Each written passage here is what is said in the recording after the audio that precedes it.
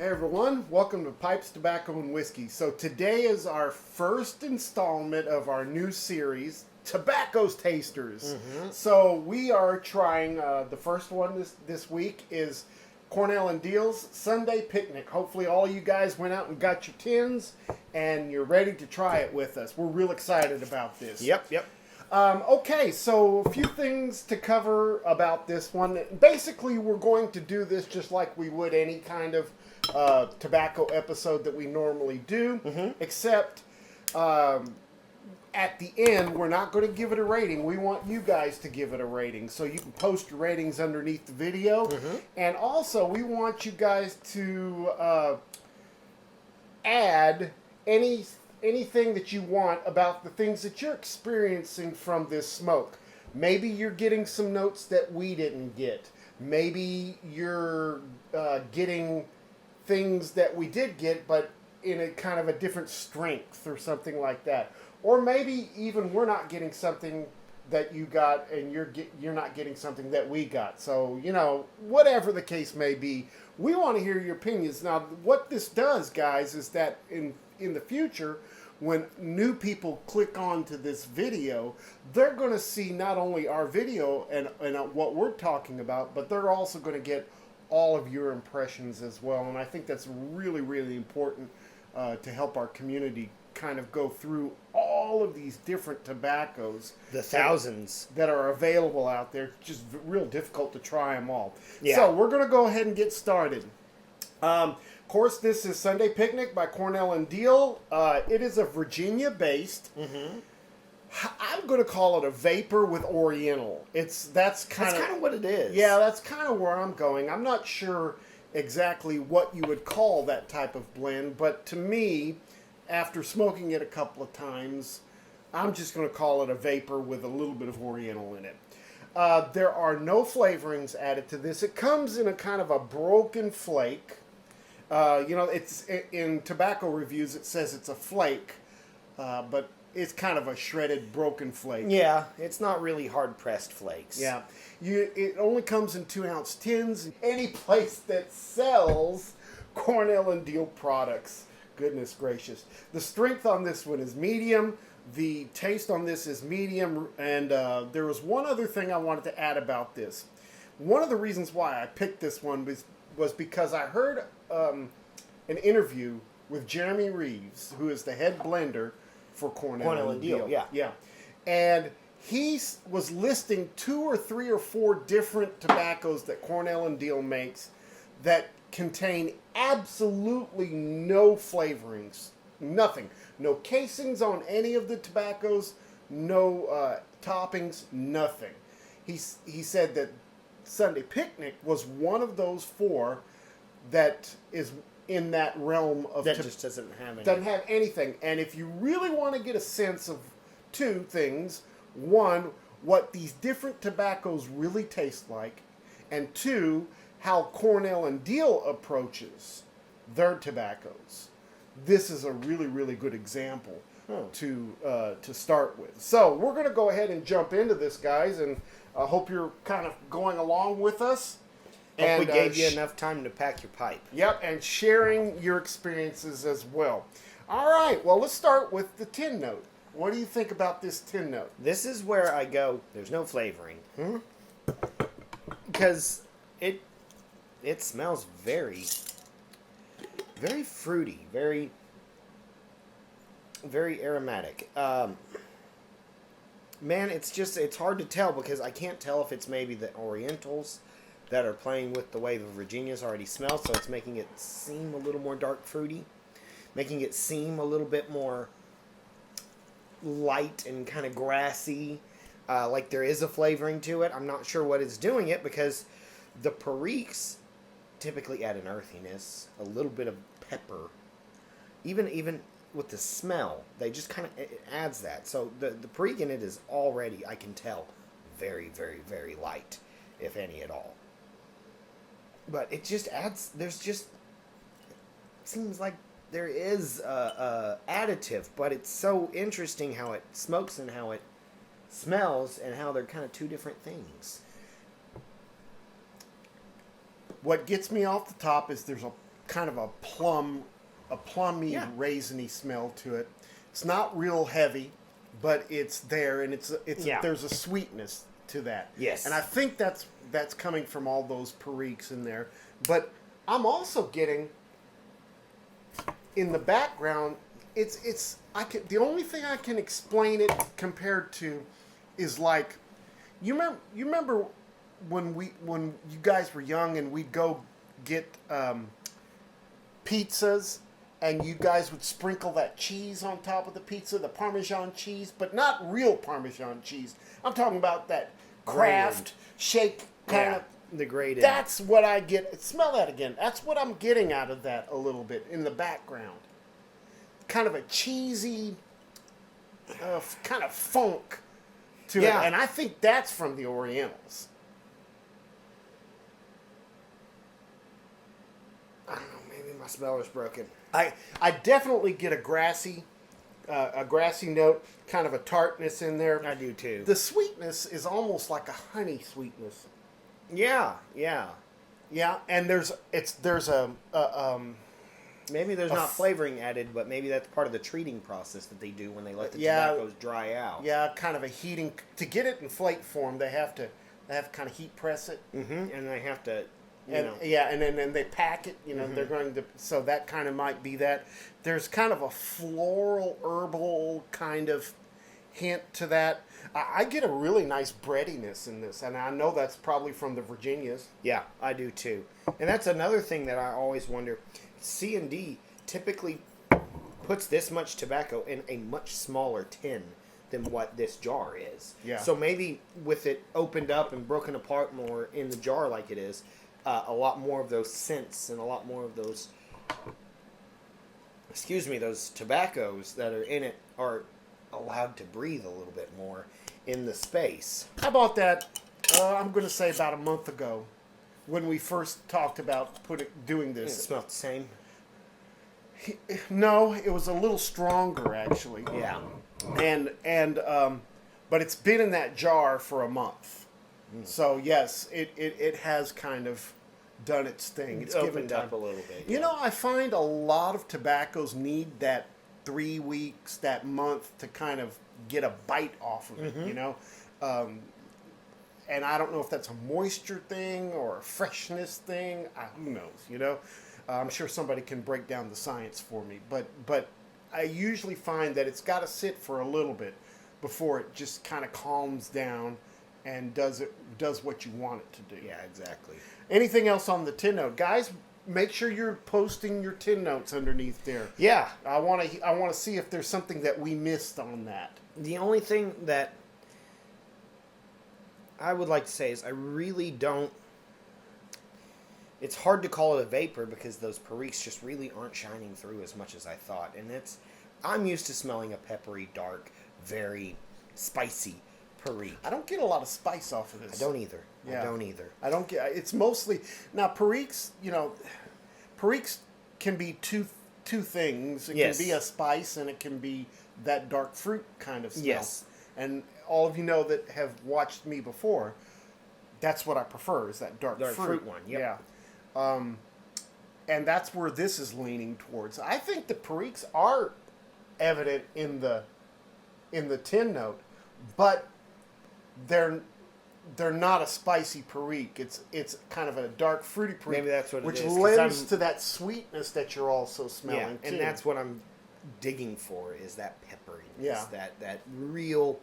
I want to taste some of the hardened pepper on my tongue. I want to smell it and go, yeah, that's because I just think that's such a good balance with the very light, grassy notes from the Virginias. You and I are a little different in that way, which is okay. That's good. I think it's good for everyone watching too, because it just goes to show you how different palates work. Yeah, you know? absolutely. Yeah. All right. Well, what are you getting out of the tastes? I'm getting a lot of Virginia coming forward on this. I get those grassy notes, but then all of a sudden there's that earthy flavors that you get, and I think that's where the Orientals are starting to come a little more forward. They're very earthy, a little bit of sour like a little sweet and sour taste that's kind of there. And that's where I think the Orientals are starting to really blend their way in through the rest of it. It really does kind of, how do I say? It's like kind of like a soft apricot marmalade flavor. Huh. Where it's just like there's a little tartness, a little bitter, some nice light grassy flavors, some really things. A Sunday picnic is kind of an apt name for it. It's like a very good morning smoke, where it's just kind of flows up and down on your taste buds, but there's no bite. There's no pepper bite to it, and that's what I'm looking for the Perique. Well, I'm not saying I'm not enjoying it. I'm just saying, as a vapor, God, I want that. Well, pepper. maybe that's why it's categorized more of a Virginia-based than a vapor. Yeah. You know? But I can tell you that the Orientals, as I'm smoking this, the Orientals are coming forward for sure. Mm-hmm. You know, that dry, sweet and sour kind of little bit of spice, but earthy, woody. That's really what's coming through. I get a little bit of a buttery kind of feeling with it too. Figgy flavor. Yeah. Which that's going to be from the Periques, but definitely the Orientals are coming through. This uses Izmir Turkish Orientals. Okay. So that's what they're using in this. Now, I also get I think the Periques, what you're looking for the Periques, come through more in the smoke than it does through the nose. Yeah, I get a little bit. Yeah, you're getting a little more pepper. But it's more on the back end than it is. The more forward flavors are definitely those Turkish, that Oriental leaf. Then the Virginia just kind of blends through the rest of it. But at that very back end, that's where I'm left with a little bit of like cracked black pepper taste on my tongue. You know, when I put the pipe down for a bit, I kind of ruminate in my mouth. That's where I get the pepper. Yeah, me too. When I'm pulling it away, yes, is when that pepper starts to kind of show its head. Yeah, I'm also getting it from the Virginias, which is really nice, kind of a contrast with a kind of a citrusy kind of taste in there too. Almost like a lemon or lime, not a orange zest, but like a lemon zest in there. That's really kind of interesting too. Yeah. The Virginias in this are definitely the base tobacco that's being used. Yes. But it's really not. The Virginias don't really fight the Orientals. No, they just kind of blend into it very well. Maybe adding a little bit of sweetness to it too. Yeah. This is really an interesting smoke. It is, especially considering, and this is the thing that I'm going through with my whole thought process on it, is there's no flavoring added to it, but it's such a complex flavor. Yeah, and there's some sweetness and some sourness, and that it's interesting that this is one of the tobaccos that has no additives. This is just the tobaccos, and let them speak for themselves. Yeah, gives me a whole new perspective on like Orientals, because once again, remember, for the longest time, I can't remember if it was last year, if it was 2020, when I was really looking for, I want a sweet tobacco. I want an arrow that's not an aromatic. I want one that's not a Cavendish-based aromatic. And I think I've found with something like this, that Turkish and that Oriental maybe would be another avenue to look forward through. It's pretty amazing how they can how Jeremy blends this tobacco together without using any toppings or casings, and still get kind of an arrow feeling to it. And it's that figgy sweetness that really kind of gets me on this as far as the flavor That's what I'm goes. saying, is it's pretty interesting to get a good smoking tobacco that doesn't burn hot, that is consistent, not goopy, but has that arrow kind of feel to it. It has an aromatic feel to it, and I'm enjoying it. You know, I smoked this on the way home the other day when we had that ice storm coming through. And my experience that day with it was not good, because I was kind of stressed. Going home, the roads were miserable. Yep. Traffic was, there were wrecks all over the place. So I think I was a little uptight, and I didn't enjoy the smoke as much. Which kind of maybe leads us to something else that we can discuss at another time, but I think your state of mind has a lot to do with I think so. with how your tobaccos I think so. Not because taste. I think, and that's why I always think that some of my harder to get, higher end blends taste better, because I always go into the premise of, pack it, get ready, look forward to it. I'm relaxed. I'm ready for the smoke, and I'm in an area or on my back porch, not being disturbed, just wanting to enjoy the smoke. Maybe that's why they hit a little better, or maybe why they taste more elegant, or just all around just a better smoke, because I'm in a frame of mind to receive that smoke. Yeah. Instead of, oh, I'm just packing a bowl because I just want to smoke. So yeah, something that has nuances and complexity to it would not be a good time to really kind of to go after. Yeah, go after a stressful situation. Yeah, you know? Driving in traffic. I don't know. Maybe if you know what that for another time, another topic.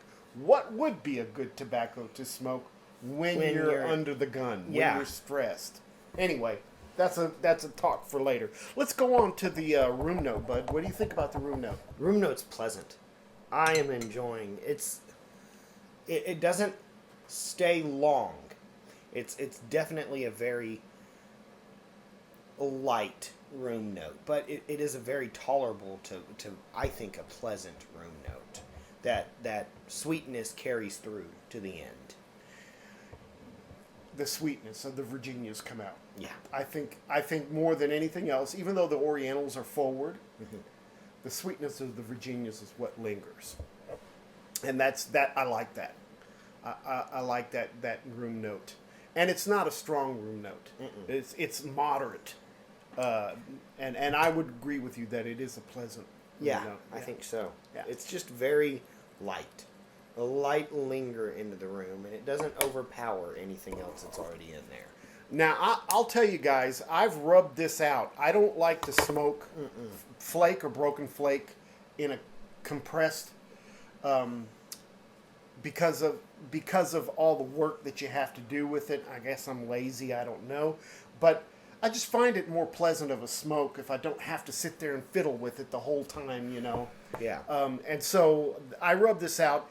And this one did come slightly moist. Of course, that's, typical of flakes. With flakes, yeah. But, so I think letting it dry out, I've had the best results with this when I've let it dry for about 20 or 30 minutes.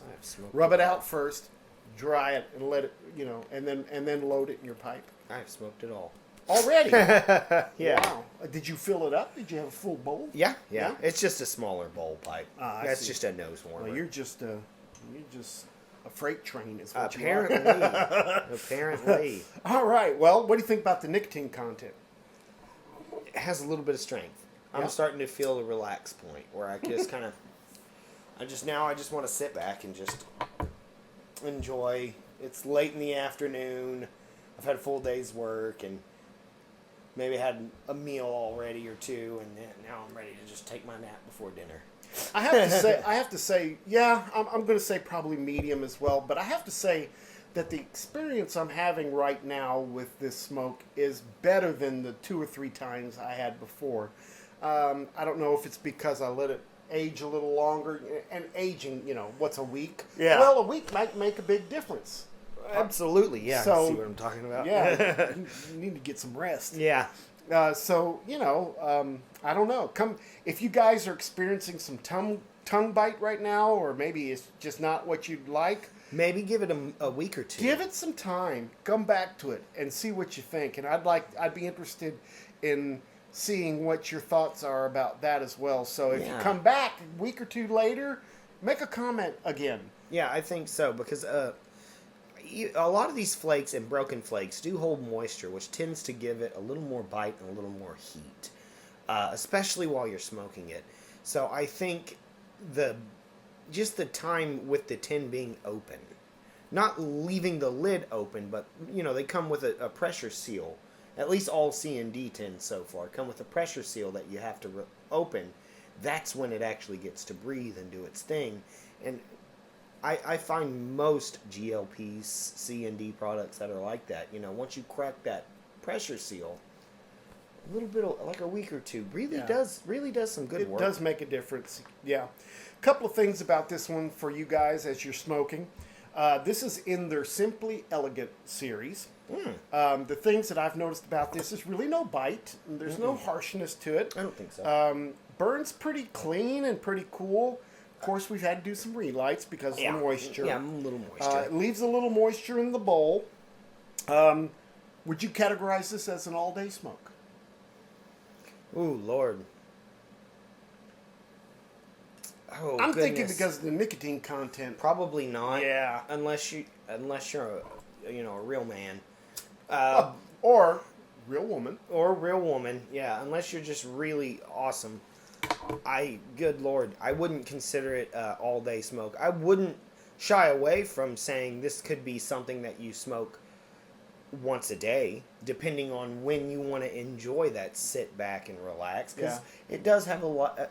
Elegant series that's kind of a nice ring to it, because it really is quite a complex and elegant smoke that I think leads someone to marinate on while they're smoking. I agree. I think this is a contemplative. Yeah, this is not smoke. This is not a drive home smoke. Yeah, I agree, and I know that personally. Yeah, Yeah, I know that from experience. This is a sit down, watch your favorite show, smoke, or like a Sunday morning after church, or if church is this, then you go ahead and have some of this. But I think this is a once a day. This is a sit down smoke.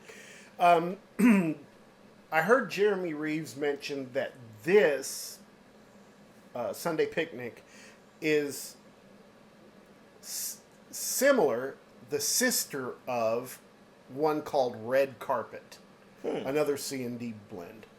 So if you like this one, you might also go try Red Carpet. Probably more of a Virginia blend rather than a Virginia Perique Oriental. Yeah. That one uses red Virginias instead of. I was about to say, because they do have a good red Virginia line too. Instead of using the bright or golden Virginias, that one uses the red Virginias instead. They do have a lot of good stuff in the red Virginias. According to this, it also comes in 8-ounce tins. I at the beginning I said only 2 ounce. That's what Tobacco Reviews said. But I looked online at smoking pipes. I think you can also get this in 8-ounce tins as well. It averages about $5.53 per ounce. About par for the course for C&D. Yeah. Absolutely. I just sat here and thought they have another Virginia tobacco that would contrast with this one really, really well. Which maybe we need to add that to the list. It's their Briar Fox. It's a really good. That one's a pretty Virginia heavy. I don't know that one. Yeah, it's really, really good. Briar Fox? Yes. Is that what you said? Briar Fox. Okay, I thought you said Briar Hogs. No, Briar Fox. Oh. Yeah, okay. It's a good contrast to this. It's a little more on the light side of flavors, and I don't think it has any additives either. But it's got some good stuff. I'm going to push you one more farther, and I'm going to ask you, if you were drinking a beer, if you had to pick a beer to match this one, not a bourbon, because, to me... A bourbon can match any one of a tobacco. Yeah, I can drink whiskey with just about anything, but a beer. Think about a beer that would go good with this. What do you think?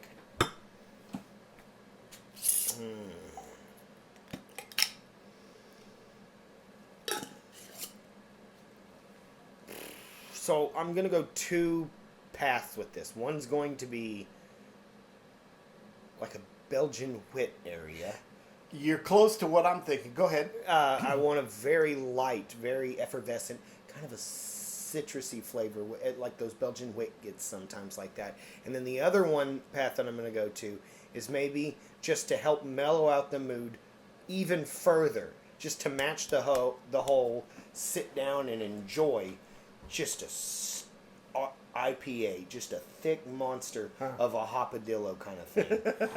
That's what I'm talking about. Or a goose. An IPA, something that's also going to be very hoppy, very thick, but also have set that mellow mood really well.